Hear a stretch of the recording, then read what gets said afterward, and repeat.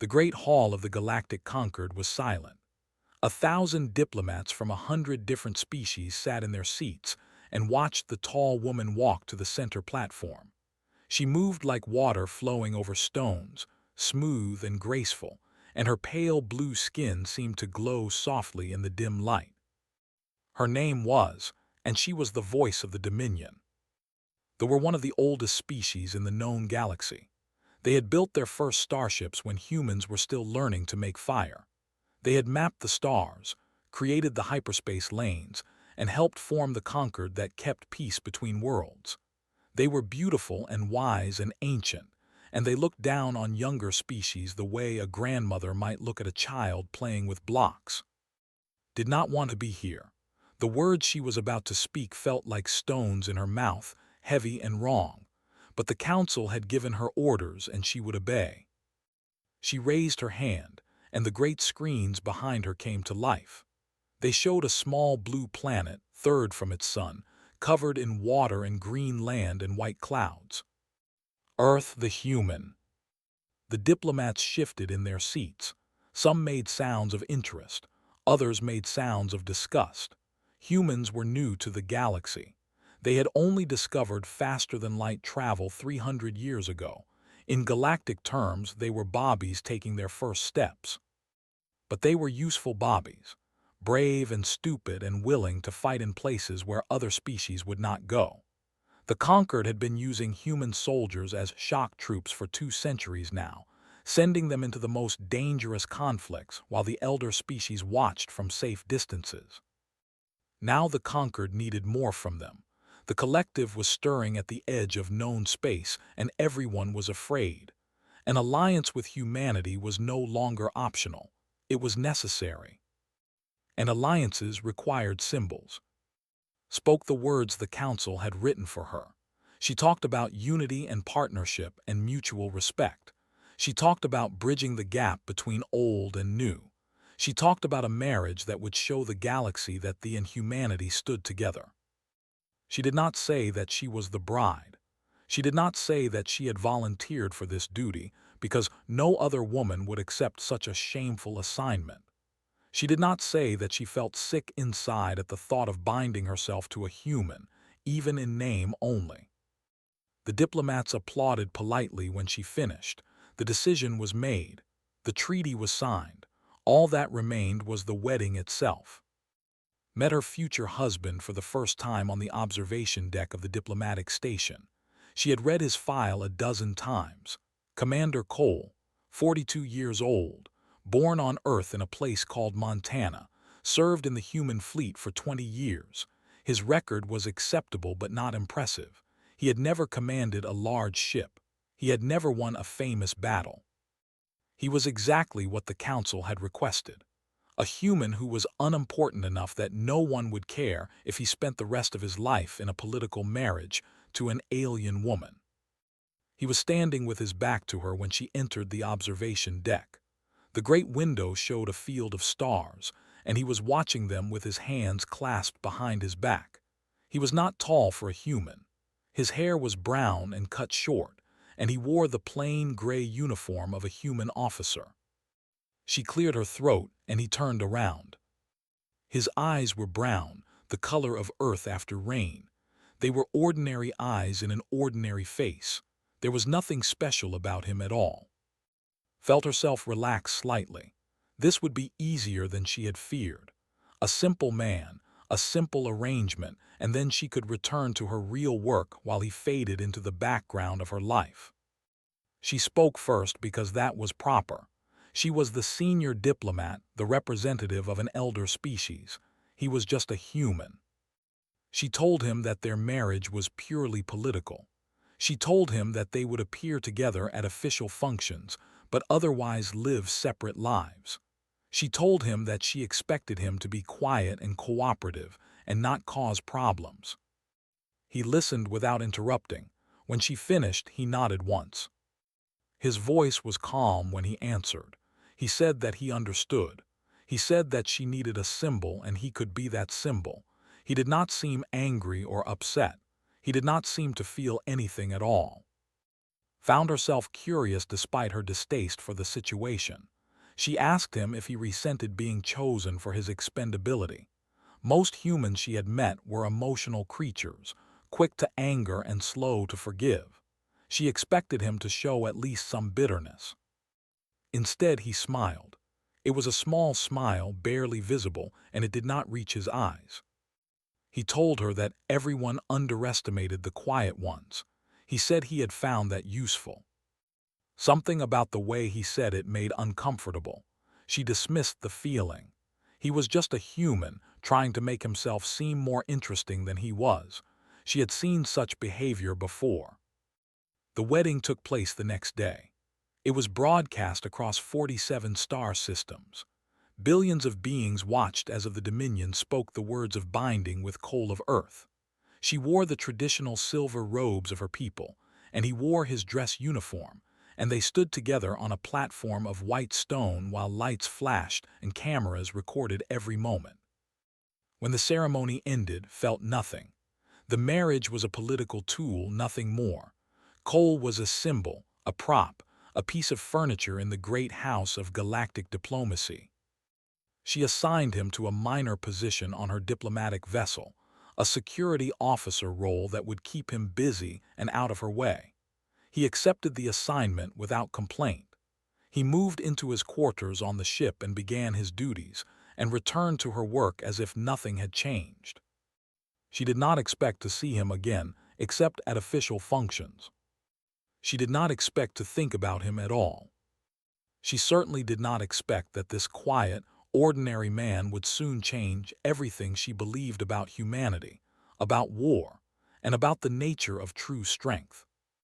But the galaxy has a way of surprising even the oldest in species, and was about to learn a lesson that had never been taught, that the most dangerous creatures in the universe are not the ones who roar and beat their chests. They are the ones who wait in silence, watching, until the moment comes to show what they really are. 3 months passed after the wedding, went about her duties as she always had. She negotiated treaties. She attended meetings. She spoke to diplomats from 100 different worlds. Her political husband stayed in the background, a quiet shadow that she barely noticed.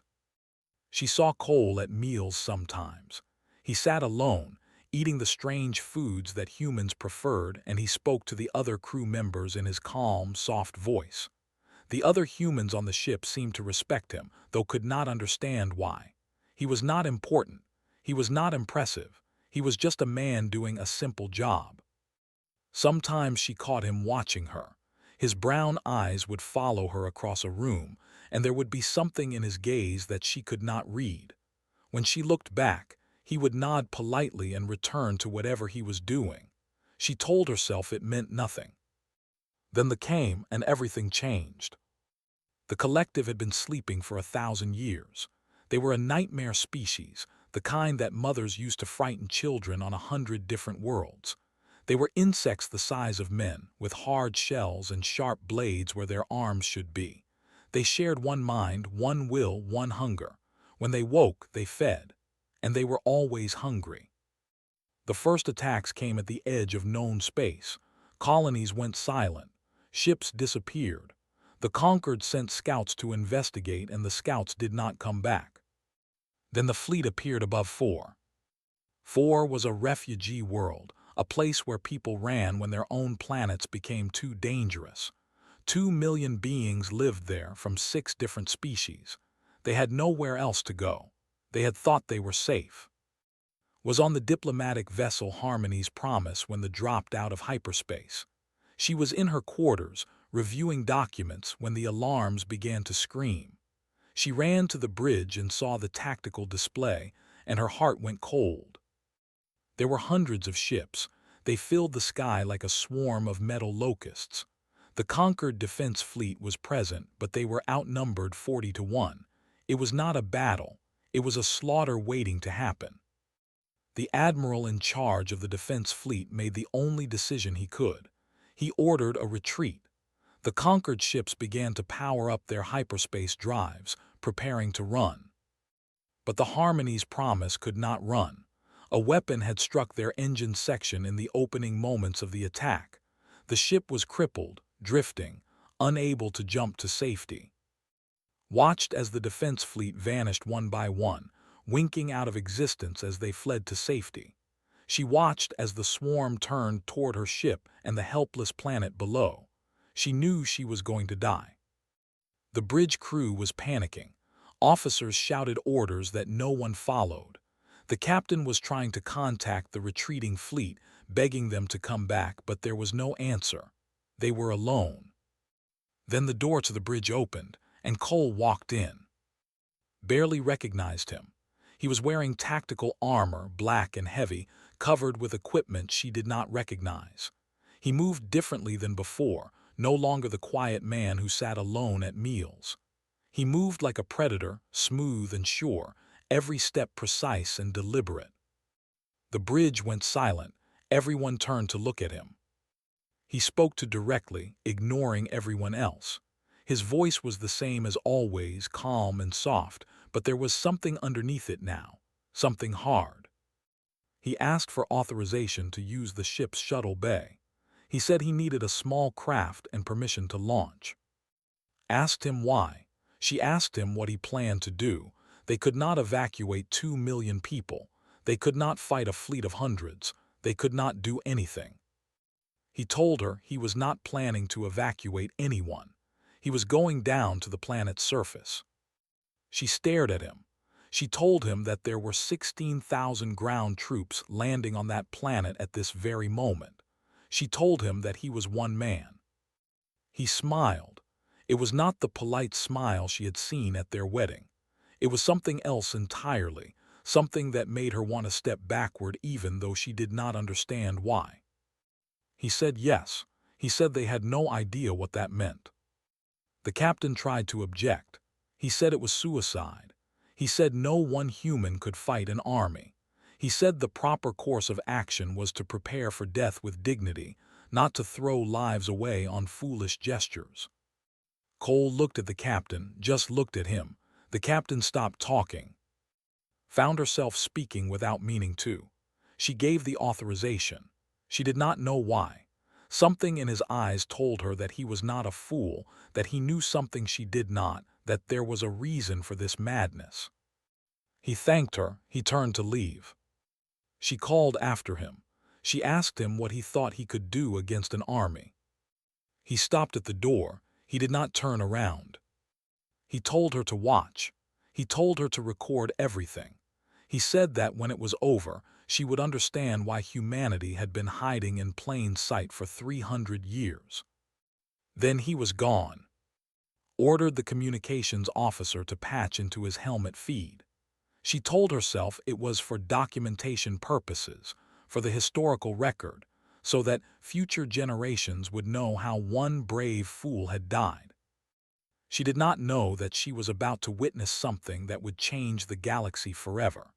She did not know that the quiet man she had married as a political symbol was about to show her what humans really were.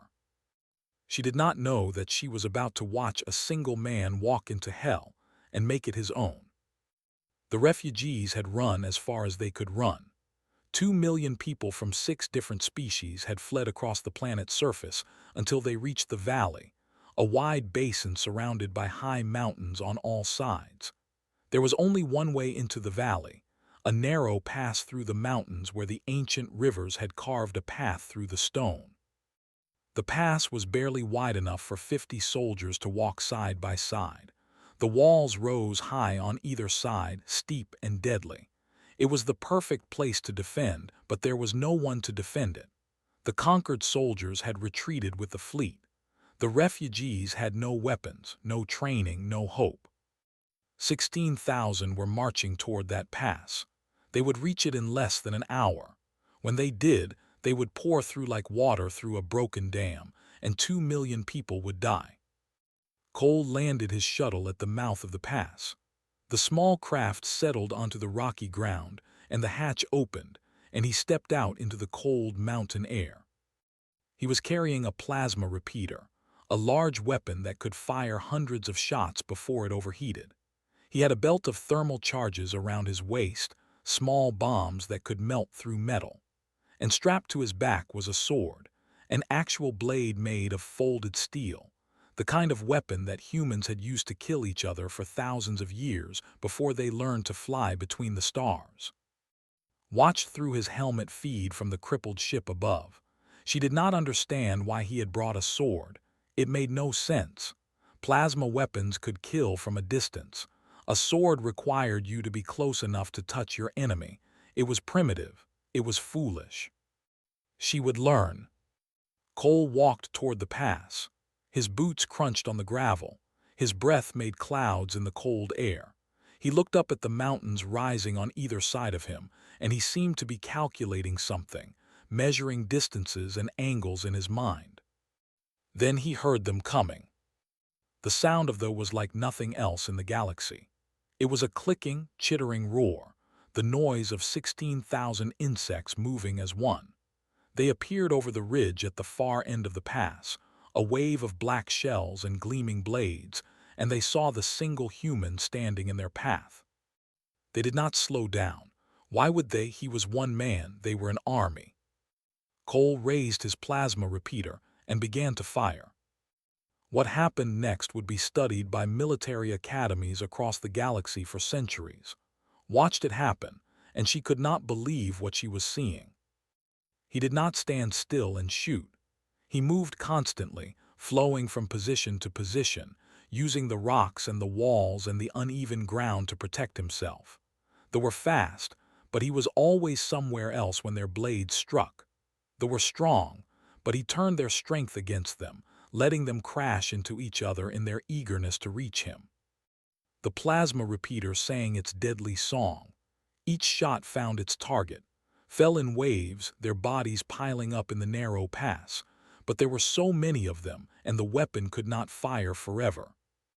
After 2 hours, the repeater overheated and died. Cole threw it at the nearest hard enough to crack its skull, and then he pulled the sword from his back. Had thought the sword was foolish, she was wrong. Humans had been killing each other with sharp metal for 100,000 years. It was written in their blood, carved into their bones, woven into every muscle and nerve. When Cole began to move with that blade in his hands, it was like watching water flow downhill. Natural, inevitable, perfect. He danced through them like a ghost. The blade rose and fell and rose again, and everywhere it went, enemies died. He used their bodies as shields. He used their own weapons against them.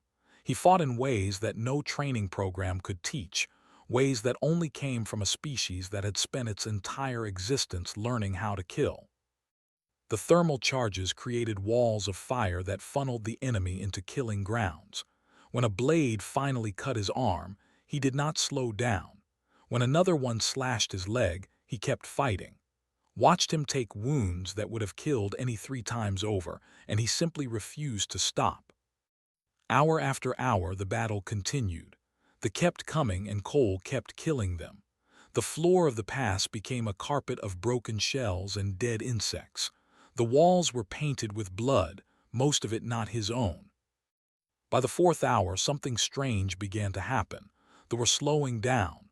There was connected, and every death sent pain rippling through the collective.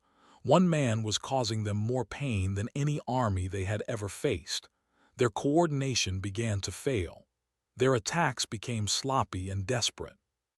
By the 6th hour, the last in the pass fell to the ground and did not move again. Cole stood alone among the dead. His armor was cracked and broken.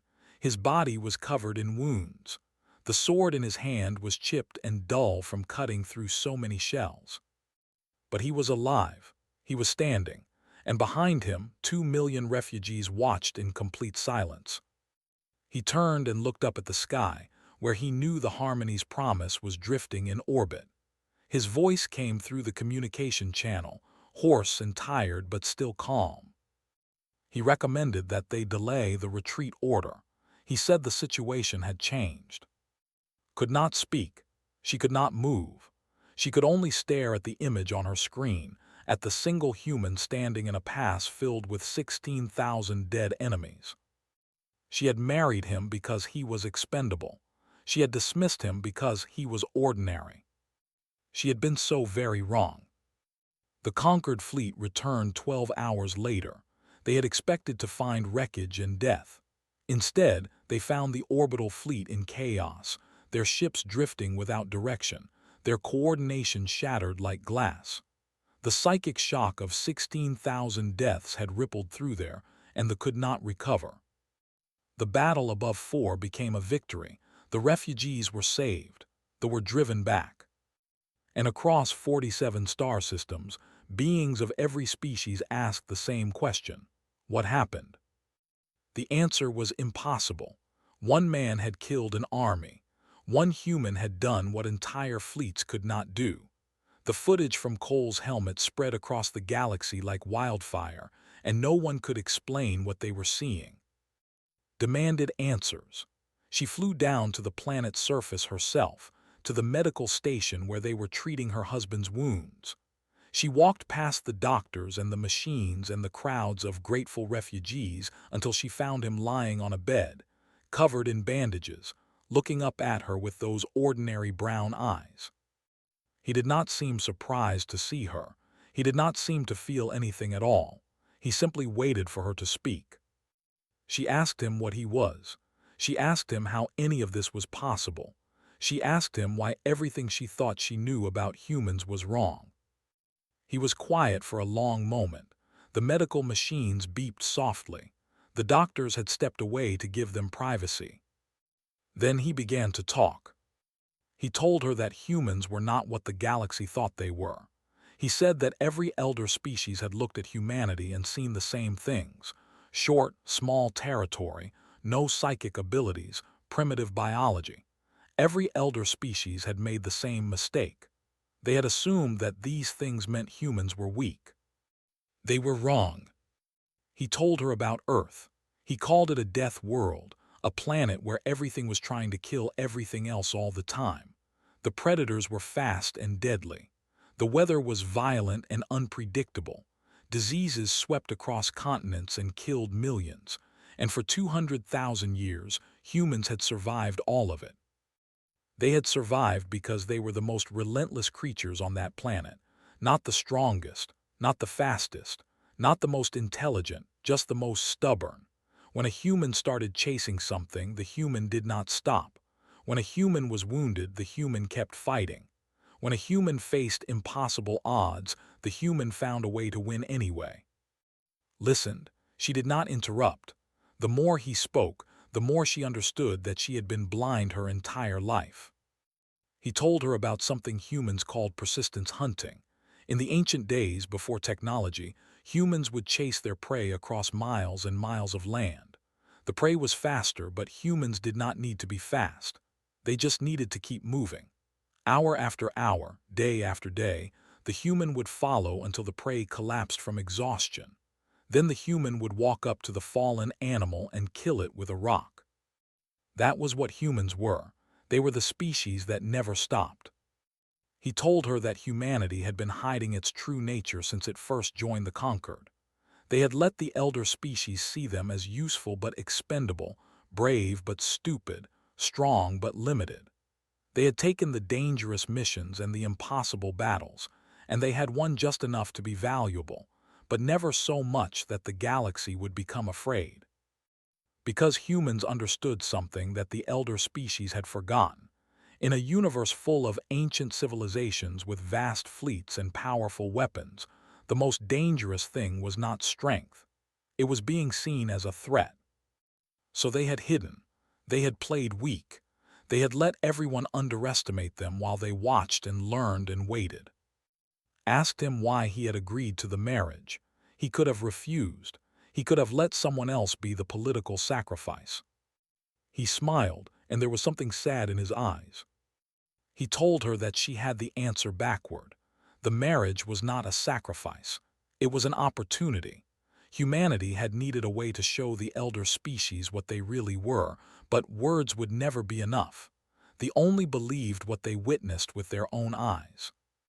He had volunteered to marry her because he knew that someday, somehow, there would be a moment when the galaxy would need to see what a human could really do. and he had wanted to be there when that moment came. She asked him if everything had been a lie. The quiet man she had known for 3 months, the unremarkable officer who sat alone at meals, the husband she had ignored because he was unimportant. Was any of it real? He thought about the question for a long time. Then he told her that the quiet man was real. The soldier who killed 16,000 was also real. Humans were not one thing or the other. They were both, always, switching between them as needed. That was what made them dangerous. You could never be sure which human you were looking at until it was too late. Stood in the medical bay and looked at her husband, this man she had dismissed and ignored, this man who had crushed an army alone. She thought about everything she believed about the galaxy, about war, about the nature of power. All of it was wrong. The universe was not what she had been taught, and the species she had married into was not what anyone had ever suspected. She asked him what happened now. What did humanity want? He told her that was simple. Humanity wanted what it had always wanted since it first looked up at the stars: to survive, to grow, and to make sure that no one ever had the power to destroy them. And after today, after 4, the galaxy would finally understand what that meant. The year that followed the Battle of 4 changed the galaxy forever. The Conquered Council demanded a full report on human military capabilities, not the polite version they had been given before, not the careful lies that made humans seem brave but manageable. They wanted the truth. The truth terrified them. Human soldiers could operate without sleep for days. Their bodies produced chemicals that allowed them to ignore pain and keep fighting long after they should have collapsed. When they were wounded, their flesh healed faster than any other species in the known galaxy. They could survive injuries that would instantly kill an or any of the elder species. But the physical abilities were not the worst part. Humans formed emotional bonds with their companions that made them more dangerous, not less. When a human watched a friend die, they did not become weak with grief. They became stronger with rage. They would charge into impossible situations to rescue fallen allies. They would hold positions to the last breath to give others time to escape. They would sacrifice themselves without hesitation if they believed it would help the people they loved. The elder species had spent thousands of years trying to breed these qualities out of their soldiers. Emotions were weaknesses. Attachments were vulnerabilities. Every military philosophy in the galaxy said that the perfect soldier was calm, logical, and unattached. Humans were the opposite of everything the galaxy believed about war, and they had been winning anyway. The collective, after reviewing the footage from 4, sent a message to the conquered. They were willing to negotiate peace. They were willing to withdraw from all claimed territories. They were willing to do almost anything, as long as the humans agreed to stay away from space forever. The war ended without another major battle. Remained married to Cole. The nature of their relationship had shifted in ways she could not have imagined 3 months before. She found herself seeking him out, not because she had to, but because she wanted to understand him. He was a puzzle, and they had always loved puzzles. She learned that he enjoyed reading old human books, stories from the time before they reached the stars. She learned that he preferred quiet rooms to crowded ones, and that he listened more than he spoke. She learned that the man who had crushed an army could also sit for hours watching the stars, saying nothing, just thinking. She asked him once about the people who were like him. He had said there were others, humans who had been tested beyond what normal beings could survive. She wanted to know how many there were, what they could do, where they were hiding. He told her that she did not want to know the answer to that question. He said that some secrets were better left undiscovered. He said that humanity had been hiding its true nature for 3 centuries, and the Battle of 4 was only the smallest glimpse of what they were capable of. She believed him. After what she had witnessed, she could believe almost anything about humans. The galaxy adjusted to the new reality slowly. The elder species stopped treating humanity as useful soldiers and started treating them as equals. Trade agreements were rewritten. Military alliances were restructured. Humanity was given a permanent seat on the conquered High Council, something that should have taken them another 1,000 years to earn. Cole returned to his duties on the Harmony's Promise, but his role had changed. He was no longer a minor security officer. He was a symbol, a reminder to everyone who saw him of what humans could do when they stopped pretending to be weak. Watched him sometimes from across the observation deck, this man who had changed everything. She remembered the first time they had met, when she had told him that their marriage was purely political and that she expected him to stay in the background. He had smiled that small smile and said that everyone underestimated the quiet ones. She had not understood then, she understood now. One evening, a year after the battle, she found him standing at the observation window again. The stars filled the sky, cold and distant and beautiful. She stood beside him, and they watched the universe together in silence. Finally, she spoke. She told him that her people had married him for harmony, a symbol of peace between the ancient and the new, but that was not what they had gotten. He turned to look at her. His face was calm, his brown eyes steady. He asked her what they had gotten instead. She thought about the question. She thought about the fleet fleeing in terror. She thought about the elder species suddenly treating humanity with respect. She thought about all the enemies who might have attacked the conquered but decided not to, because they had seen what one human could do and did not want to find out what 1,000,000 of them could accomplish. She told him that humans had a word for it. He had used it once in the medical bay after the battle. Deterrence. He smiled. It was not the polite smile she had seen at their wedding, and it was not the cold smile he had worn before walking into the mountain pass. It was something warmer, something almost real. He told her she was learning. Looked at her human husband, this quiet man who had crushed an army alone, this symbol of peace who was actually a warning to the entire galaxy. She thought about everything they had believed about power and strength and the nature of war. They had been so wrong. They had thought that ancient species were strong because they were old. They had thought that young species were weak because they were new. They had measured power in ships and technology and psychic abilities. But true power was something else entirely. True power was the will to fight when fighting seemed impossible.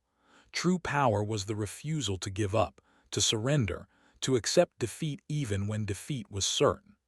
True power was the ability to stand alone against an army and say no. Humans had that power. They had always had it. They had just been waiting for the right moment to show the galaxy what they were. Stood beside her husband and watched the stars, and for the first time since they had appeared, she felt something she had not expected. She felt safe. Not because the galaxy was peaceful. It would never be peaceful, not really. There would always be threats and enemies and wars waiting to happen. But now those threats knew what would happen if they pushed too hard. Now they knew that somewhere in the darkness between the stars, there were humans waiting. Quiet men and women who looked ordinary and unremarkable, who smiled politely and said little, who let everyone underestimate them. Until the moment came to show the galaxy what they really were. And that knowledge, that fear, that respect earned through blood and fire and impossible victory, was worth more than 1,000 fleets. That was the harmony humanity had brought to the galaxy. Not peace through treaties and words, peace through the simple, terrifying truth that some species should never be tested. Understood now. And standing beside her husband, watching the stars wheel slowly past the observation window, she knew that the galaxy would never underestimate humanity again.